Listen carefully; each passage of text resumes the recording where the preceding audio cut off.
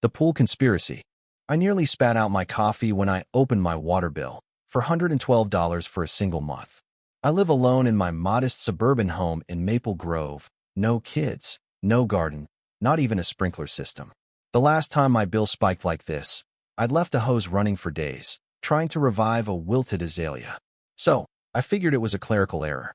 But when the next bill arrived, even higher, I knew something was wrong. Then came the noises, deep, gurgling rumbles under my driveway every morning around 5:30 a.m. Not from my kitchen or bathroom, but from the concrete itself. I thought I was imagining things until I traced the sound to my side fence and discovered the truth. My neighbor, Linda, had tapped into my private water line to fill her brand new, Olympic-sized pool. And when I confronted her, she smirked and said, "If you wanted privacy, maybe you should have bought in a gated community." It all began a few weeks earlier with the sounds of construction from Linda's backyard. She was always tinkering with some extravagant project.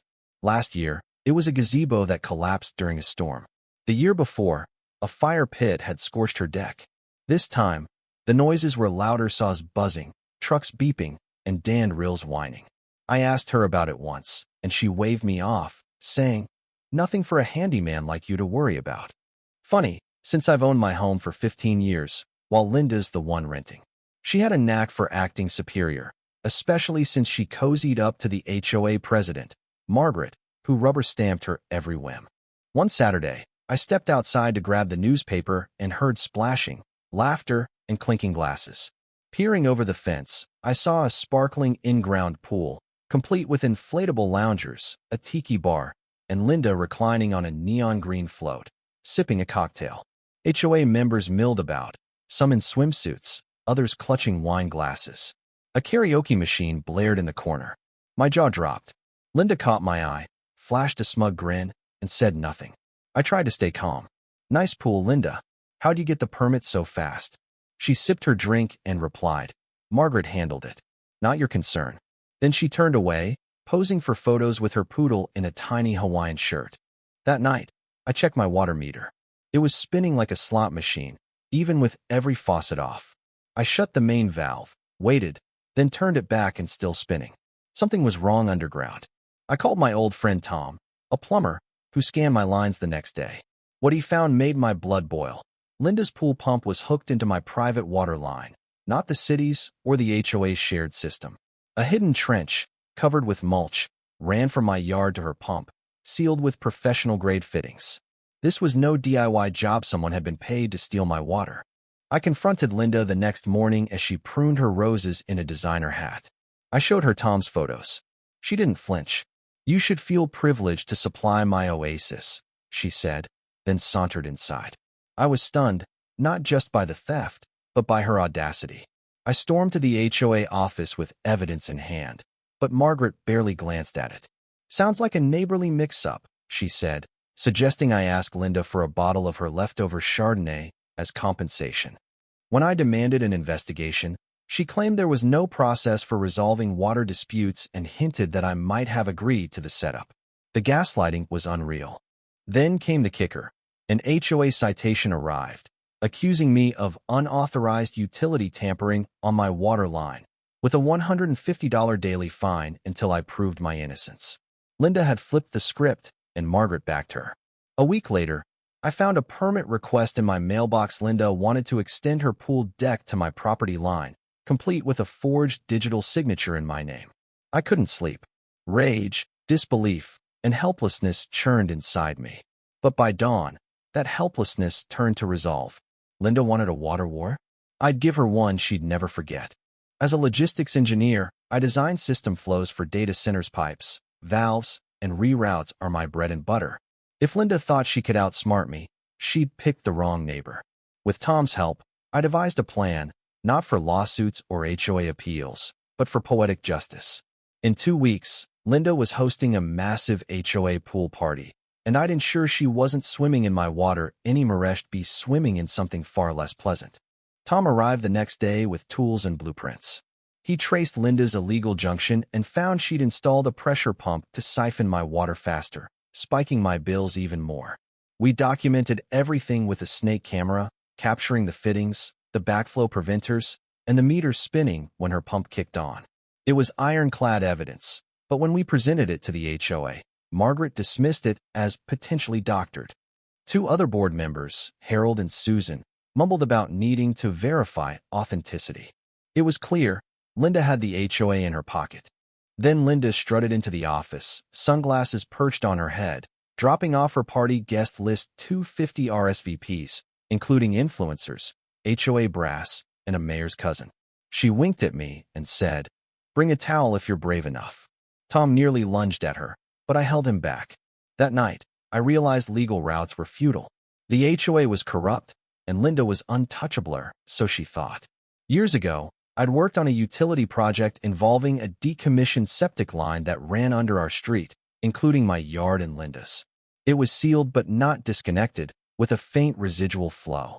My plan crystallized: redirect that flow into her pool, just for a few minutes, to ruin her party and expose her theft publicly.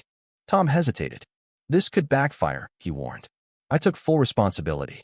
Over the next week, we worked at night, digging carefully to access the septic line.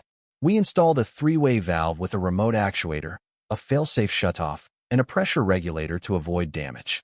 It wasn't about harm, just a foul, brownish tint and a smell to make her guests gag. We set up a camera in my shed to record the chaos. It was risky, petty, and brilliant. The day before Linda's party, she paraded around her yard in a white sundress, directing caterers and DJs. From my window, I watched her brag about her suburban paradise. Underground, our device waited. The party began at noon, a spectacle of entitlement with HOA elites, Instagram stars, and Margaret's clique. At 12:45, Linda gave a speech about community spirit, urging everyone to dive in. That was our cue. In my living room, Tom hovered over the tablet. "Ready?" he asked. "Let it rip," I said. 3 seconds after he tapped the screen, the valve switched, redirecting the septic flow into Linda's pool.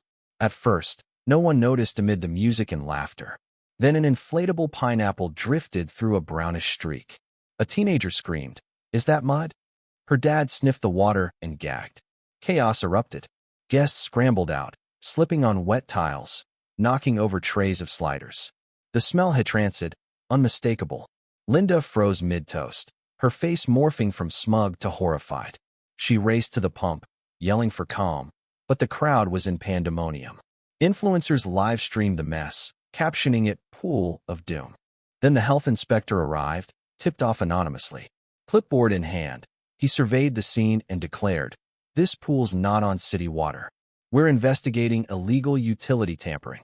Linda stammered, blaming contractors, plumbers, and even me. She pointed across the fence, screaming, "He did this." I waved from my porch, sipping iced tea. The inspector smirked. A news van pulled up, filming Linda's meltdown, her dress soaked, her hat askew, screaming into her phone as guests fled.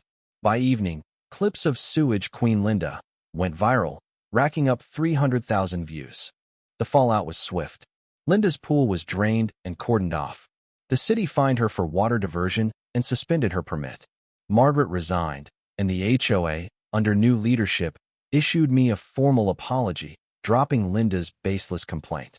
A blogger exposed Linda's scheme, using my evidence, and residents demanded reforms.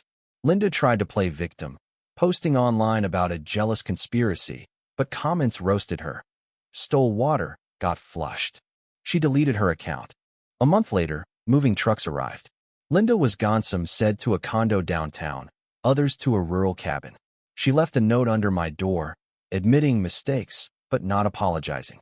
I didn't reply. The neighborhood healed.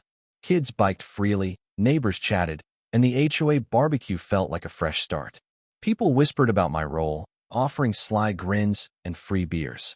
I never confirmed it, just said, sometimes the truth flows naturally. The best part? Peace returned. My water bills normalized, and the street felt like home again. Linda's pool, once a monument to greed, became a legenda warning to never steal, lie, or push too far. Somewhere, she's spinning her tale, but here, we know the truth. The day the water turned, so did her world. What do you think? Was this justice or vengeance? Have you faced unfairness or entitlement in your life? Share your thoughts in the comments side. Love to hear your take on standing up to bullies and balancing the scales.